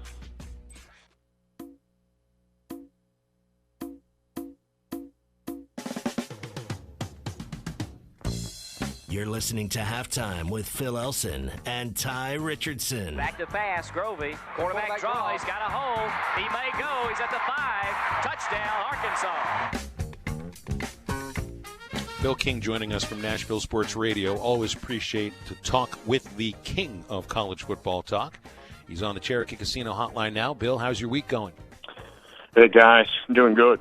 Good. So is Alabama the luckiest they've ever been with Tua's injury coming during Arkansas week? Because any other week, they'd be freaking out. Any other week, I feel like Alabama would be freaking out. They might say the right things about Mac Jones. We can beat LSU with him, beat Mississippi State, whomever. But you just feel, going into this season, that they were weak at backup quarterback in a place they hadn't been in years, and it just feels like Alabama's lucky this week. Yeah, they've got 3 weeks to get Tua ready for LSU. It's the other ankle from last year. It's the same procedure, but this is the right ankle. Now, remember, he's a lefty, so he plants with his left foot. So this is considered maybe a little bit better of an injury, or what would be the right word. This injury might not be as bad. But, again, recoveries are just because one recovered well doesn't mean the next one is. So it's unclear, and I don't think they can beat LSU with that. Is Auburn as good as they might have looked physically against Arkansas this last week, or are they kind of somewhere between how they played against Arkansas, or at least how they looked against Arkansas, and the fact that they got pushed around 2 weeks before that by Florida? Well, I mean, it's a talented team, man. The defensive line's as good as any probably in America, much less the SEC. Quarterback is talented. He's learning on the job, but we all know his game, Bo Nix. And they're better at the playmakers than I thought, let's say, back in May and June when we'd be talking about it. Arkansas also is so far off personnel-wise, it's hard to measure. I think Auburn, if we're just ranking the league and we're not doing divisions, I think right now you'd go LSU, Alabama, Florida, and I'd put Georgia in there too. Georgia's not playing well offensively, but that still put them in there. And then Auburn would be in that next wave, I think. So let me ask this question, because we keep hearing, you got to give Chad Morris 3 years in order to take a program that was burnt to the ground and turn it into a competitive program. So if Jonathan Smith can win 2 conference games at Oregon State in his second year, if Jeff Collins can change the offensive philosophy at Georgia Tech and beat Miami. I know Miami's not great this year, but still, if Matt Rule can tonally turn around Baylor in a short time, if Sonny Dykes can get SMU ranked for the first time since the death penalty, if Iowa State can be a consistent contender in the Big 12, if Lovie Smith can get Illinois their first ranked win in 12 years, why can't Arkansas have at least signs of progress? It's a tough gig when you get behind in this league and you're not a superpower. And Arkansas's brand is a really good brand, but it's very distant. Very distant. It's hard to get back up. They don't have an indigenous recruiting territory that they used to have with Southwest Conference affiliation. And it's a very difficult division, the most difficult division in all of college football, to get behind in, get way behind in, and try and make moves up. Because, again, you've got 7 teams. You got to replace somebody to move up, right? And it's a very unforgiving division. And about the time you think you're going to catch your breath, you run into a super talented Alabama team or an LSU team or an Aggie team that's building up. It's Auburn. It's very unforgiving. It's a myriad of things, but it's the most unforgiving neighborhood to live in if you get behind. Talking with Bill Keene on the Cherokee Casino Hotline.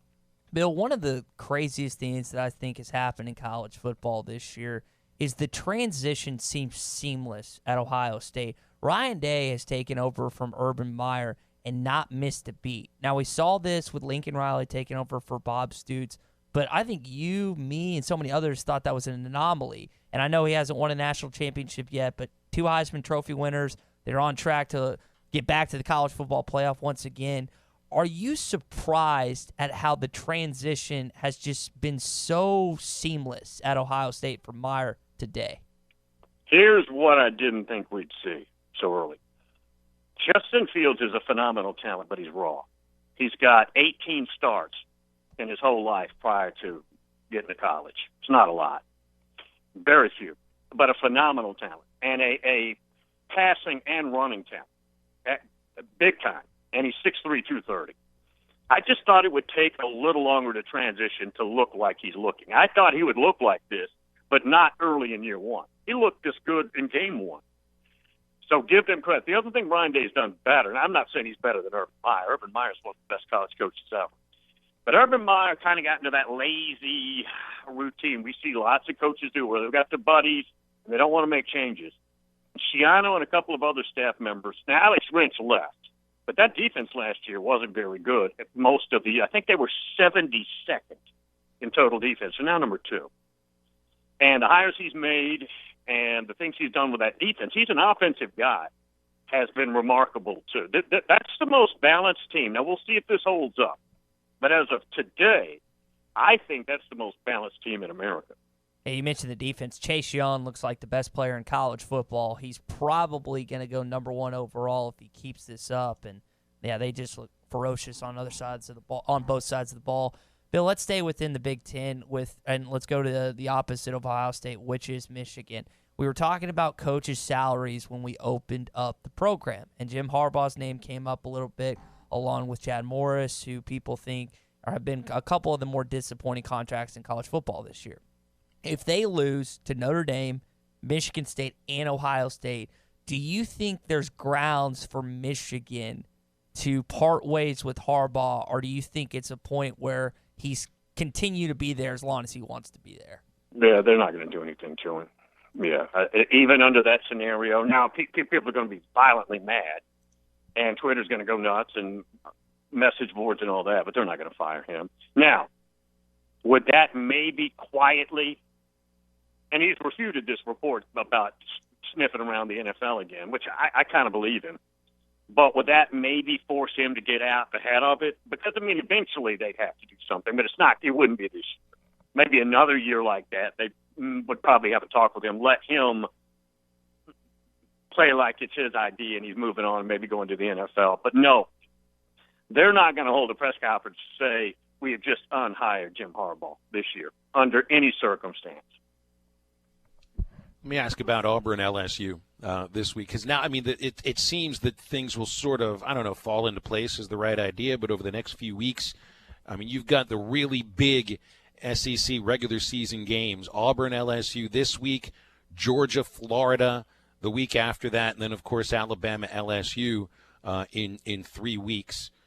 Do you see LSU coming through at all with wins over Auburn and Alabama? I know they get Auburn at home. They got to go to Tuscaloosa. Is there a chance LSU might actually come out on top in the West? Yeah, and I wouldn't have thought that. Now, I know they've got good talent, outstanding talent. I just didn't think it'd be enough to beat Alabama. And the Tua injury, I'm telling you, it's got a lot of people worried. Mac Jones didn't look very good in the Tennessee game, and maybe that was just momentarily. But I'm telling you right now, they've got a plan to bring in Taulia Tagovailoa, the younger brother, true freshman. He's played 2 games already in mop-up duty, so they could still preserve the red shirt. But they're going to give Mac Jones a little time in the Arkansas game. But if he's stumbling and bumbling around, you're going to see the other Tagovailoa. Now, back to LSU. I don't think LSU's looking ahead because, again, there's a bye week, and then there's Alabama. So there's some distance there. Both Alabama and LSU schedule a bye week right there. They got 2 weeks. Sit there and think about each other. So I think Auburn could make it a very good game. I'd be surprised if Auburn went in there and won. And I'm telling you right now, if Alabama does not have Tua in that LSU game, I don't think they beat LSU. LSU's got as much firepower offensively as anybody in America. I'll give you another one. This summer, you could have bet Joe Burrow at 200-1 to win the Heisman. It's 3-1 right now.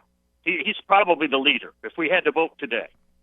I can't remember which one of my buddies on Twitter is Vegas is trying to buy. I know you and Brad Powers always talk about this, Bill. We're coming up before we got to let you go, but they're trying to buy back his Heisman ticket right now because he's just about to win a gross amount of money if Joe Burrow ends up winning the Heisman. Yep. Hey, Brad, 3 years ago, whenever it was, had Lamar Jackson 100-1. Wow. And he did. My gosh. I need this guy's phone number quickly for next year. Thanks so much. See you guys. Bill, we always appreciate you. That's Bill King Bye. from Nashville Sports Radio, the king of college football talk. Yeah, it was fun. So every Friday when I was doing Bill's show, he'd have Brad Powers on, who works out of Vegas. And Brad's really into college football, NFL stuff betting, but really, really good college football Vegas guy. And some of the stuff that he would tell us, and he'd show his betting tickets and stuff, so it's not like he was just making this stuff up. But some of the stuff that he had the foresight to see, Phil, was absolutely incredible. The Lamar Jackson is just one of many that. Yeah, that would have been one that comes out of nowhere. Yeah. And for the thought of an LSU quarterback even being in the conversation is a whole other thing, isn't it? All right, we got some Change My Mind coming up after the break. You got anything you want to change your mind? 877-377-6963. We'll be back with a cherry on the top. Missed a segment or interview? Check out the Halftime Pod at hitthatline.com. End of your savings start now at Harry Robinson Buick GMC. Take up to $14,000 off on remaining 2019 GMC Sierra SLTs, featuring the new body style and tons of new features. Now $14,000 off. Need third row seating? The 2019 GMC Yukon XL has tons of room and all the options and features you demand. Right now, up to $13,000 off. End of your savings start now. Save up to $14,000 off at Harry Robinson Buick GMC. Exit 11 off of I-540 in Fort Smith. Hey, this is Ted with Ed Walker's Drive-In. For more than 70 years, Ed Walker's has been the place to go for the best French dips and hand-patted hamburgers in town. Blue Plate Specials served Monday through Friday, and we're still the home of Fort Smith's only 5-pound hamburger. We're open 10 a.m. to midnight, 7 days a week. Call ahead for pickups, 783-3352. Ed Walker's Drive-In, 1500 Towson Avenue in Fort Smith, where the legend lives on. Littleton's Paintless Dent Repair is your one-stop shop for all repairs. Paintless Dent Repair, door dings, unsightly dents, and hail damage repair, all repaired to like new conditions. With over 1 million repaired vehicles with satisfied customers, Michael Littleton is the expert in paintless repair. Littleton's Paintless Dent Repair, conveniently located 3 miles from the Arcoma exit off Highway 112. Or call 479-461-9764. Your number one Arkansas fan.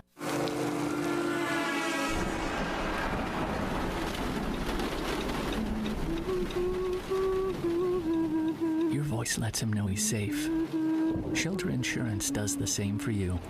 Roadside assistance provided by Road America is now included with your auto policy. We'll take care of you. Thank you. While you take care of what's most important. We're your shield. we're your shelter. Ask shelter agents Brandon Zimmerman or Chris Dooley about a free insurance review. Is your home at least 10 years old and served by OG&E? OG&E is offering Arkansas customers a free weatherization program to increase your comfort and lower your bills. A trained crew will perform an energy audit at no cost to you, and if your home qualifies, our crews will install measures that will save you money. The services provided through this program are absolutely free to qualifying homes. If you could benefit from free home weatherization improvements, call OG&E at 1-800-272-9741. That's 1-800-272-9741. Supercuts of Arkansas is raising breast cancer awareness and donating to Bright Pink. Bright Pink is the only nonprofit organization that focuses on prevention and early detection of breast and ovarian cancer. Join the fight, breast cancer awareness. Donating to Bright Pink, the only nonprofit organization. Supercuts help them reach their goal of $10,000. Supercuts is conveniently located and serving its community 7 days a week. Supercuts, they're super into the movement. Supercuts, fresh, clean, sharp. Are you looking for a new place to call home? Whether you're looking for an apartment, duplex, townhome, or a house, Trinity Multifamily has you covered. They even have options in surrounding states, from Texas to Michigan and Kansas to Tennessee. If you're looking for a new place to call home, make Trinity Multifamily your first call at 479-452-1817. That's 479-452-1817. Or online at trinitymultifamily.com to search rental properties near you. Tired of all the broken promises and broken equipment at your current gym? The Fort Smith Athletic Club is the nicest and most well-equipped fitness and tennis club in the area, with a state-of-the-art fitness center, Pilates, fitness classes, personal and group training, and the best tennis facilities in the region. 7 outdoor courts, 5 indoor courts, plus pickleball and racquetball courts, and free childcare is included. The Fort Smith Athletic Club.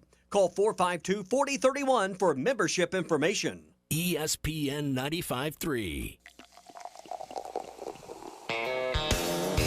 Halftime is brought to you by Coors Light, made to chill.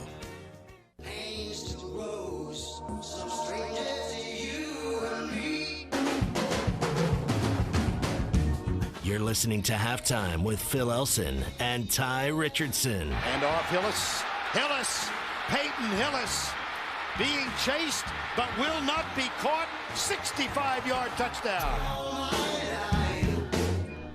Closing up shop today with our cherry on the top, which is Change My Mind. If you've got anything you want to change our mind about, or if you want us to change your mind, which, by the way, neither me nor Ty are very good at changing other people's minds. 877-377-6963 is Bill, the Cherokee Casino hotline. I got to be on my best behavior because Dad's watching the broadcast, so I guess everything that I said before I have to tone it down a little bit. He likes the music, and so you kind of have to get credit for the music because I just plug in the spots, and you tell me what's good music that people your age and older like to listen to.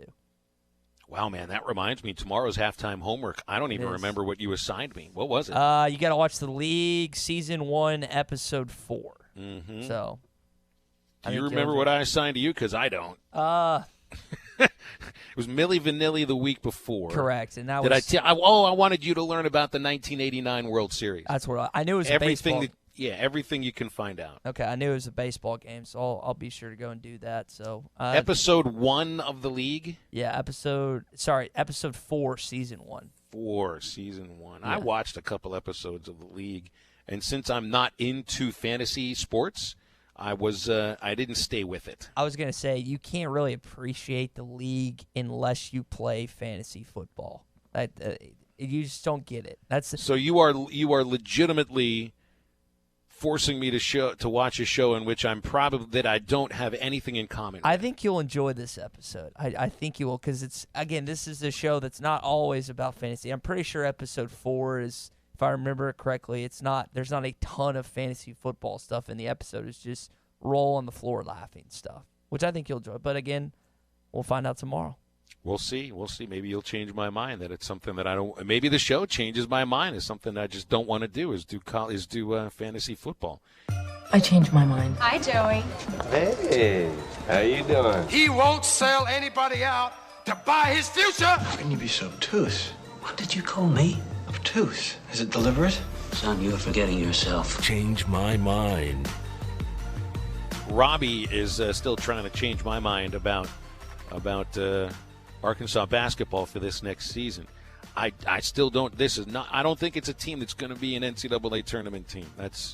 You won't change my mind about that right now. He's saying you also like the league, Phil. He is saying that. Maybe that's true. He also says that he's older than me, so I guess that's supposed. To me, I don't think it's about age. You know what your age is for a show that centers around fantasy football. It's whether or not you play it. And Robbie, as you know, he says he is an avid fantasy footballer. So I am not, but I'll watch it. I don't want to show up unprepared for tomorrow's halftime homework. So, and Ty, that I don't know how exactly you're going to learn everything you can about the '89 World Series, but at least it was a quick World Series played in just 4 games with a 10-day break in between because of a massive earthquake. So I might have just told you everything you need to know. Yeah. I remember, was it like that happened and a couple other things happened that day as well? Like during the series, like isn't there a documentary on ESPN, a 30 for 30 with the World Series earthquake? And I don't know other things that happened other than the fact that the earthquake caused a lot of damage in the Bay Area, and I think a couple handfuls of deaths and a lot of injuries and a lot of fear. Yeah. But I mean, what was it? It was exactly a week ago in ¡89. I don't know what happened. Other than the World Series in October of 1989. I feel like there's maybe maybe when I'm doing the research on this, I'll look it up because I want to say there is a 30 for 30 where a bunch of events happened on that day or during a World Series day, and maybe I'm just blowing smoke up where. So, okay, so I gotta change my mind here. So I'm moving out of this apartment complex that I've been in for a couple years. I'm out here. I'm out next week. I have no complaints with the apartment complex. It's been fine. It has done everything I have needed it to do. But there are certain expectations when you share spaces with people outside of their apartments. Look, I don't care what you do in your apartment. Ty, you live in an apartment complex, correct? Correct. Okay. I don't care what goes on inside people's apartments. I don't even care what goes on your porches. We've got patios here. Don't wear any clothing. I don't care. There are days I might go out there with no clothing on. It's my apartment. I'll do what I want. Thank you very much. Fight the man, yeah. But we do share a parking lot. And that parking lot, there are people that clean it up. There are people that work for this complex that clean the thing up. But they should not have to clean up certain things. You know what I'm talking? They shouldn't have to clean up dead animals. I'm not saying there have been a lot of dead animals in this parking lot. But I drive in the other day, and my parking spot, I don't pay for a parking spot, but there is a certain spot that I park in every day if somebody else isn't there. So I look at it as my parking spot. I was about to pull into this spot when I noticed a giant pile of puke right where somebody's foot would usually step out of the car. I couldn't have. First of all, I'm not driving on the throw up because I don't want my car to smell like it. I'm not going to pull up next to it because then I'm going to step in the stuff. So I'll park in the spot next to it. Fine. I don't really care where I park. I do care about people puking in the parking lot, not cleaning it up. So if you share a parking lot with other people, and I'm not talking about at the stadium or at a baseball park or, even if it's just going out downtown, I'm talking about offices and apartment complexes. If you puke, you better clean that stuff up. Be responsible for your own upchuck, pretty please. Now go ahead and change my mind. So it's been a while since you've been in Bloomington. So you obviously don't remember when you lived in an apartment complex. Every day you probably walked out to go to class that there was puke, at least one splotch I of it. did not live in an apartment complex. Okay. I lived in a fraternity house. Okay, so we did all of our puking inside the fraternity house. Even better. So you're making my point. Every once in a while, someone has a little too much to drink the night before, and they wake up, and as they're going to work, they need a good hurl. Now, you would prefer someone to do that in the grass or in the bushes or something, but sometimes upchucks just happen, Phil, and you can't happen. Luckily, I don't throw up most of the time. I think I threw up twice in college, once freshman year, too much R&R.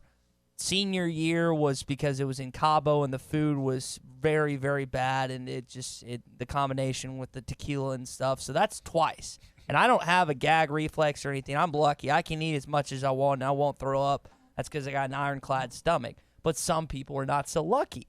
And so every once in a while, you have someone who's feeling like crap, walking in their car, and this doesn't have to be alcohol-induced, but it could just be the stomach bug or you might just fever. be sick. Something didn't agree with you. You might just be sick, and you can't make it to wherever would be respectable in your opinion to do it. So I think that you're overplaying a little bit, man.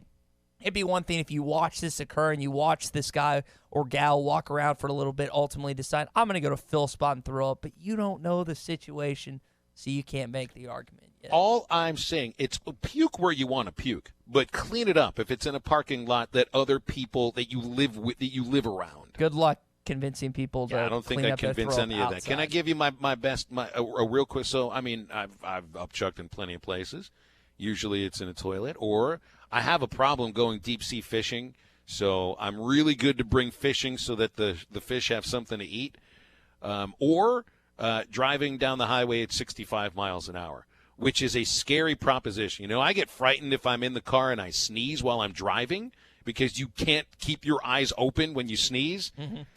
I mean, all of a sudden it just hits you at 60 miles an hour on a freeway, and you're like, oh, goodness, this is it. Life is coming to an end today. I experienced that once. All right, Ty, I talked a little too much on this one. The listeners are saying, yes, you did. So You're good. Go ahead. No worries. Rex from Hector, he texted in his changed my mind. The coaching staff and Morris must go. We don't have time to touch on that, unfortunately, Rex. But hey, that's pretty much 9 hours out of 10 that we broadcast for this week. So mine is something that Chris Beard said at Big 12 Media Days. He was talking about if people have talked to him a little differently since they got to a national championship with Texas Tech. And he's a breakfast burrito guy, so he gets a breakfast burrito every morning. And he used to get charged 33 cents for the salsa every single time. And now she knows his order, and he's getting complimentary salsa. And he gets free salsa now. And he says he winked at the reporter or whatever. He's like, yeah, I'm still having to pay for the burrito, though, which I thought was kind of funny. And he's referring to Whataburger because he's a huge-time Whataburger guy just like I am. But what I want to do to change my mind, I don't know, we only got a minute left of the program. If Eric Musselman gets this team to a Sweet 16 in year number 1 or whenever that happens, whatever his favorite restaurant is, he's not going to have to pay. Change my mind. Well, I mean, he should have to pay. He's making more money than most people that live up there. But you know how it works. Whether or not you have that success, and I always find it funny. It's like, Johnny Damon never has to buy a drink in New York.